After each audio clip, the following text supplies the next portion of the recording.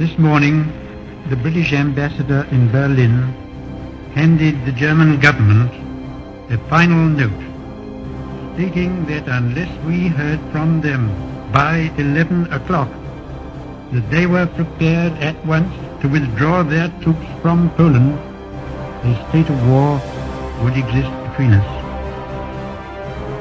I have to tell you now that no such undertaking has been received, and that consequently this country is at war with Germany. Herr Roosevelt verlangt endlich die Bereitwilligkeit, ihm die Zusicherung zu geben, dass die deutschen Streitkräfte das Staatsgebiet folgender unabhängiger Nationen nicht angreifen, und er nennt Finnland, Lettland, Litauen, Estland, Norwegen, Schweden, Dänemark, Niederlande, Belgien, Großbritannien, Irland, Frankreich, Portugal, Spanien, die Schweiz, Liechtenstein, Luxemburg, Polen, Ungarn, Rumänien, Jugoslawien, Russland, Bulgarien, Türkei, Irak, Arabien, Syrien, Palästina, Ägypten.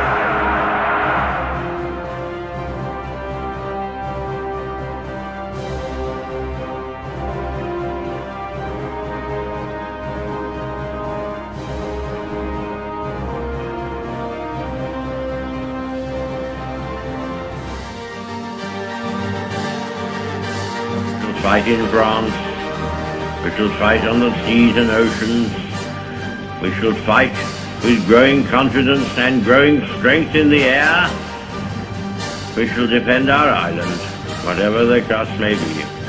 We shall fight on the beaches, we shall fight on the landing grounds, we shall fight in the fields and in the streets, we shall fight in the hills, we shall never surrender, and if, which I do not for a moment believe, this island or a large part of it were subjugated and starving, then our empire beyond the seas, armed and guarded by the British fleet, would carry on the struggle until, in God's good time, the new world, with all its power and might, steps forth to the rescue and the liberation of the old.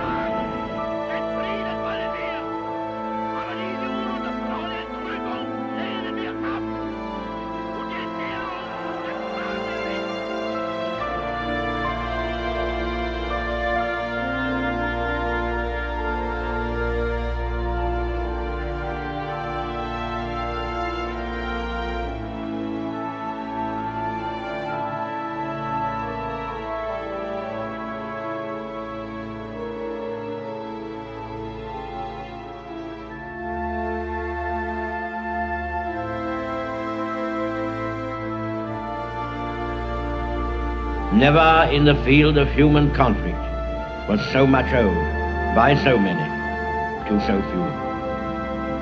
All our hearts go out to the fighter pilots, whose brilliant actions we see with our own eyes day after day.